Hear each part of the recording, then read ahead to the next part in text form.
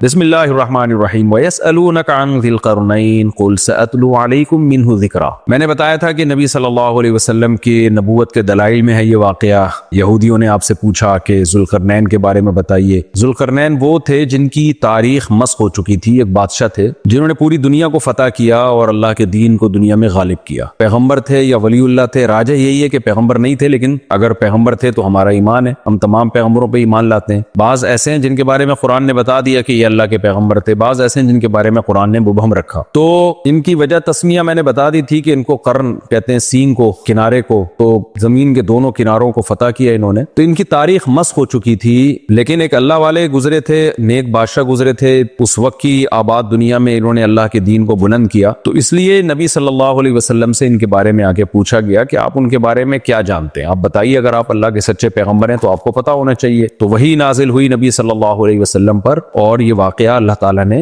نبی صلی اللہ علیہ وسلم کو بتایا۔ یہ آپ سے ذوالقرنین کے بارے میں کہتے ہیں، قل سأتلو علیکم منہ ذکرا، آپ کہہ دیجئے ان قریب میں تمہیں ان کے بارے میں بتاؤں گا، تذکرہ کروں گا ان کا۔ ان کی تاریخ کیا ہے اس بارے میں دیکھیں، ہمارے پاس قرآن و سنت میں کوئی واضح بات نہیں ملتی، تاریخی روایات ہیں جن میں بڑا ٹکراؤ ہے، اور میں ویسے بھی کوشش کرتا ہوں کہ تفسیر کے لیکچر میں قرآن کو اتنا فوکس کروں کہ بس قرآن آپ کی سمجھ میں آئے۔ باقی آپ نیٹ پہ بھی سرچ کر سکتے ہیں اور کتابیں بھی پڑھ سکتے ہیں، بہت کچھ کہا گیا ہے، لیکن اتنی بات قرآن ہی سے پتہ چلتی ہے کہ یہ نبی صلی اللہ علیہ وسلم کے قریب کا واقعہ ہے، کوئی بہت زیادہ پرانا نہیں ہے۔ اور یہ قرآن میں اشارہ ایسے ملتا ہے کیونکہ ذوالقرنین مشرق کی طرف بھی گئے، زمین کا بالکل مشرقی حصہ جہاں آبادی ختم ہو رہی ہے، یا یوں کہہ سکتے ہیں کہ آبادی جہاں سے شروع ہو رہی ہے، اور بالکل زمین کے مغربی حصے میں بھی گئے جہاں آبادی ختم ہو رہی ہے، اور شمال کے حصے میں بھی گئے جہاں شمال میں اینڈ جو تھا آبادی کا۔ تو اس سے پتہ اور جنوب جو تھا نا، اس کا تذکرہ نہیں ہے یہاں، ساؤتھ کا تذکرہ نہیں۔ وجہ اس کی یہ ہے کہ جنوب میں دنیا میں بہت بعد میں آبادی ہوئی ہے۔ ابھی بھی آپ دیکھ لیں، جنوبی ممالک جو آتے ہیں، آسٹریلیا ہے یا ایکویٹر کے اس طرف جو بھی علاقے ہیں لیفٹ سائڈ پہ، یعنی اگر آپ مشرق سے مغرب کی طرف رخ کر کے کھڑے ہوتے ہیں تو ایکویٹر کے جو لیفٹ سائڈ پہ علاقے ہیں وہ افریقہ اور آسٹریلیا۔ تو افریقہ میں بھی آبادی بھی اب بھی بہت کم ہے، تو ایسا معلوم ہوتا ہے کہ اس وقت ساؤتھ میں آبادی تھی نہیں، تبھی ذوالقرنین مشرق کی طرف گئے ہیں، اور ویسٹ کے انتہا میں گئے، اور ساؤتھ کی طرف گئے ہیں۔ یہ تین جگہیں جہاں دنیا آباد تھی، اور پہلے آبادی دنیا میں یہی ہوئی ہے۔ آسٹریلیا تو میرا خیال دریافت بھی بہت بعد میں ہوا ہے۔ تو ان ملکوں میں ذوالقرنین نہیں گئے، لیکن یہ ان جگہوں پہ ذوالقرنین نہیں گئے، یعنی تین جگہوں پہ بہت زیادہ آبادی تھی اس وقت۔ تو یہ آبادی کا ہونا اس کی علامت ہے کہ یہ کوئی بہت زیادہ پرانا تاریخی واقعہ نہیں ہے کہ جس وقت دنیا کے مخصوص علاقوں میں آبادی تھی۔ ہمیں قرآن سے پتہ چلتا ہے کہ دنیا میں جو سب سے پہلے آبادی جہاں زیادہ پھیلی ہے، یہ وہ علاقے ہیں جو شمال کی طرف ہیں زمین کے، شمال کی طرف، جیسے ایکویٹر کے رائٹ سائڈ پہ، اگر آپ مشرق سے مغرب کی طرف رخ کر کے کھڑے ہوتے ہیں تو ایکویٹر کے جو رائٹ سائڈ ہے اور مغربی، یہ دو، یعنی شمال میں، نارتھ میں اور ویسٹ میں، اس طرف دنیا میں اولین آبادی اس طرف ہے، تبھی زیادہ تر پیغمبروں کے واقعات بھی یہیں سے متعلق ہیں، اور یہاں جو قدیم انسانی تہذیب اور جو قدیم آبادی کے آثار بھی یہیں سے زیادہ ملتے ہیں۔ تو اتنی بات بہرحال ثابت ہو گئی کہ یہ علاقے اس وقت آباد تھے، تو ظاہر ہے یہ کوئی بہت پرانا واقعہ نہیں ہے، یہ نبی صلی اللہ علیہ وسلم کے دور کے قریب کا واقعہ، یا کم سے کم یہودیوں یعنی حضرت ابراہیم علیہ السلام کے دنیا میں آنے کے بعد کا واقعہ ہے، کیونکہ بہت بڑی آبادی پر یہودیوں کی حکومت تھی، تو اسی دور کے کوئی یہ بادشاہ گزرے ہیں کہ انہوں نے بھی بہت بڑا علاقہ فتح کیا۔ وَيَسْأَلُونَكَ عَنْ ذِي الْقَرْنَيْنِ، یا آپ سے ذوالقرنین کے بارے میں پوچھتے ہیں، آپ ان کو بتا دیجئے کہ ان قریب میں اس کا تذکرہ تم سے کروں گا۔ إِنَّا مَكَّنَّا لَهُ فِي الْأَرْضِ، ہم نے ان کو زمین میں ٹھکانہ دیا تھا، وَآتَيْنَاهُ مِنْ كُلِّ شَيْءٍ سَبَبًا، اور ہر طرح کے وسائل ہم نے ذوالقرنین کو دیے تھے۔ فَأَتْبَعَ سَبَبًا، آپ نے راستوں کو اختیار کیا یا وسائل کو اختیار کیا، ان وسائل کو اختیار کر کے جہاد کیا اللہ کے راستے میں، حتیٰ اذا بلغ مغرب الشمس، جب سورج غروب ہونے کی جگہ پہنچے، وجدها تغرب في عین حمیۃ، آپ نے اس کو سیاہ پانی میں غروب ہوتے ہوئے پایا۔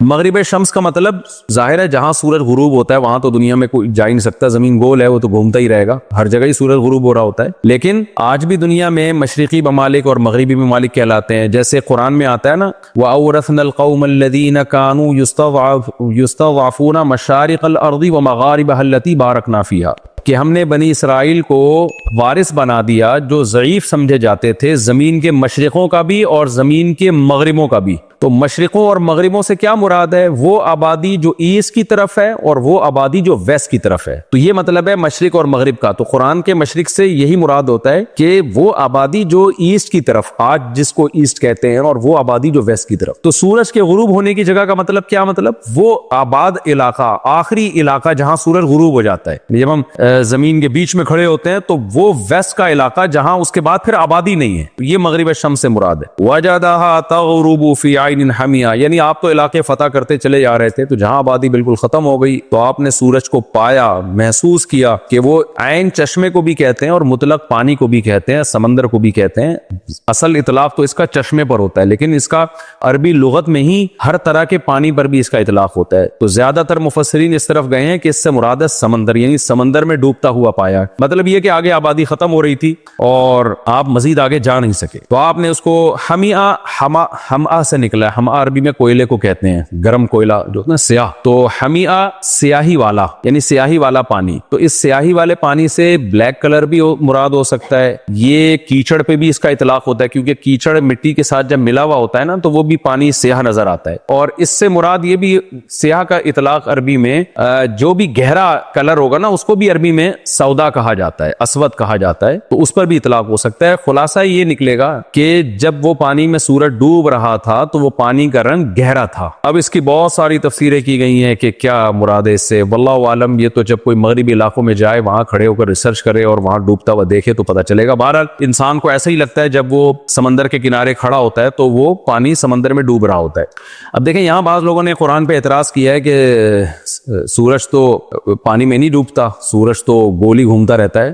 تو قرآن نے یہ نہیں کہا کہ سورج پانی میں ڈوب رہا تھا، بلکہ قرآن نے کہا وجدہا، ذوالقرنین نے پایا ایسا، ذوالقرنین کو ایسا لگا کہ پانی میں ڈوب رہا ہے. یہ میں سمجھتا ہوں خود قرآن کی صداقت کی دلیل ہے کہ اس وقت دنیا یہ سمجھتی تھی کہ سورج کوئی خاص جگہ ہے جہاں جا کے غائب ہو جاتا ہے اور پھر مشرق سے طلوع ہوتا ہے، کسی جگہ سے نکل رہا ہوتا ہے. اس وقت دنیا، جب اسلام دنیا میں آیا تو اتنی زیادہ، خاص طور پہ عرب کے بدوؤں کے پاس، عربوں کے پاس اتنی نالج نہیں تھی کہ زمین گول ہے اور سورج اسی طرح چکر لگائے چلا جا رہا ہے. عربوں کے پاس کم از کم اتنی نالج نہیں تھی. ہو سکتا ہے یونان میں اور ادھر ادھر علاقوں میں وہاں کے سائنسدان یہ بات جان گئے ہوں، لیکن عربوں کے پاس نالج نہیں تھی. یہ آیت قرآن مجید کی معجزے کی اور بلاغت کی کتنی بڑی دلیل ہے. قرآن یہ بھی تو کہہ سکتا تھا حتی اذا بلغ مغرب الشمس، یہاں تک کہ جب ذوالقرنین مغربی علاقے کی طرف پہنچے جہاں سورج غروب ہوتا ہے، تو تغرب فی عین حمیۃ، سورج غروب ہونے لگا پانی کے اندر. وجدہ کا لفظ اگر قرآن نہ لے کر آتا نا تو قرآن کی آیت سائنسی اصولوں کے بالکل خلاف ہو جاتی. عرب تو مان لیتے کہ سورج غروب ہوتا ہے سمندر کے اندر، لیکن یہ سائنس اس کو غلط ثابت کر دیتی آج کے دور میں. تو قرآن نے اس وقت بھی جو ایکسپلین کیا ہے سائنسی اصولوں کو، ان میں یہ رعایت کی ہے کہ کل 1400 سال کے بعد جا کے قرآن کی کسی آیت پر کوئی سائنٹسٹ بھی انگلی نہ اٹھا سکے. اس لیے قرآن نے الفاظ یہ کہا وجدہا، ذوالقرنین کو ایسا لگا کہ وہ پانی میں ڈوب رہا ہے. آپ آج بھی ساحل سمندر پہ کھڑے ہوتے ہیں مغرب کی طرف رخ کر کے تو آپ کو ایسا لگتا ہے کہ سورج پانی کے اندر ڈوب رہا ہے. تو آپ دیکھیں کہ اگر نبی صلی اللہ علیہ وسلم اللہ کے سچے نبی معاذ اللہ نہ ہوتے تو آپ یہ یوں آیت پڑھ دیتے کہ سورج پانی میں ڈوب رہا تھا، لیکن آپ صلی اللہ علیہ وسلم پر اللہ کی طرف سے کلام نازل ہوا اور اللہ کو کے علم میں یہ بات تھی کہ سورج پانی میں ڈوبتا نہیں ہے. اس لیے اللہ تعالیٰ نے پہلے ہی فرما دیا کہ ذوالقرنین کو ایسا لگا کہ سورج پانی میں غروب ہو رہا ہے. وجد عندها قوما، تو وہاں آپ نے مغرب شمس میں، یعنی زمین کے انتہائی مغرب کی جانب ایک قوم کو پایا، لوگ آباد تھے وہاں پہ. قلنا یا ذا القرنین اما ان تعذب، جب ذوالقرنین نے وہ علاقہ فتح کیا ہے تو اللہ تعالیٰ کہتے ہیں ہم نے ذوالقرنین کو وحی کی. اب اگر ذوالقرنین اللہ کے ولی تھے تو یہ آپ کے دل میں الہام ہوا، اور اگر اللہ کے پیغمبر تھے تو پراپر وحی آئی آپ کے اوپر. وہ کیا وحی تھی؟ ہم نے ذوالقرنین سے کہا، یا بعض علماء نے یہ بھی کہا ہے کہ اس وقت کے پیغمبر کو حکم ہی یہی تھا کہ اپنے امتیوں کو بتا دیں کہ اس طرح سے جہاد ہوگا کہ آپ جب کسی علاقے کو پکڑیں گے تو آپ کے پاس یہ آپشن ہوگا کہ چاہے ان کو قتل کر دیں چاہے ان کو چھوڑ دیں. تو قلنا یا ذوالقرنین کا مطلب قلنا بذریعتی نبی، ہم نے نبی کے ذریعے ذوالقرنین کو کہا. اس وقت کے جو بھی نبی تھے ان کی تعلیمات ہی یہی تھی. جیسے آج ہم کسی کے سے کہتے ہیں نا کہ بھائی اللہ تم سے کہہ رہا ہے کہ 5 ٹائم نمازیں پڑھو، تو وہ کہہ سکتا ہے اللہ مجھ سے تو نہیں کہہ رہا، تو ہم کہیں گے اللہ پیغمبر کے ذریعے آپ سے کہہ رہا ہے، پیغمبر کی احادیث آپ کے پاس موجود ہیں. تو حضرت ذوالقرنین کو یا تو اللہ نے ڈائریکٹ وحی کی یا الہام کیا، یا وقت کے پیغمبر کی تعلیمات حضرت ذوالقرنین کے پاس پہنچی تھی. وہ تعلیمات یہی تھی کہ جو قوم آپ نے پکڑی ہے، جو گرفتار ہوئے ہیں جنگ کے ذریعے، جو علاقہ فتح ہوا ہے، ان کے ساتھ ان دو میں سے ایک معاملہ آپ کریں. وہ معاملہ کیا ہے؟ اما ان تعذبا اے ذوالقرنین، یا تو ان کو عذاب دے، و اما ان تتخذ فیہم حسنا، یا آپ کے پاس یہ بھی آپشن ہے کہ آپ ان میں کے ساتھ اچھا سلوک کریں، ان کو چھوڑ دیں آپ۔ تو آپ کے پاس دونوں آپشن ہیں، جو چاہیں آپ کریں۔ قال اما من ظلم فسوف نعذبه، حضرت ذوالقرنین نے فرمایا جو ان میں ظالم ہوگا ہم اس کو سزا دیں گے، ثم يرد الى ربه، پھر وہ لوٹایا جائے گا اپنے رب کی طرف آخرت میں، فيعذبه عذابا نکرا، تو اللہ تعالیٰ بھی اس کو بہت سخت عذاب دے گا آخرت کے دن۔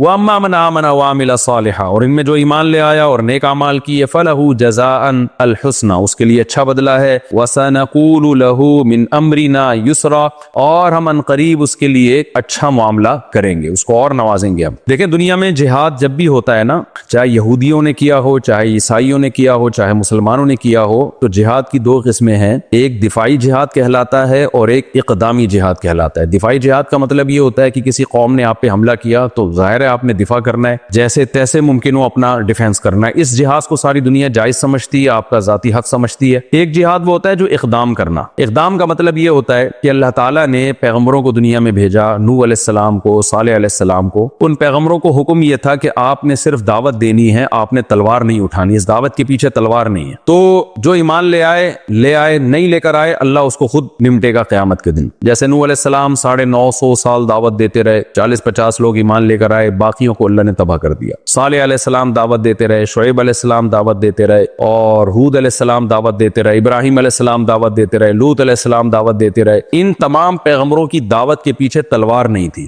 حضرت موسیٰ علیہ السلام بھی دعوت دیتے رہے، اس کے پیچھے بھی تلوار نہیں تھی، لیکن جب فرعون تباہ برباد ہو گیا، غرق ہو گیا، پھر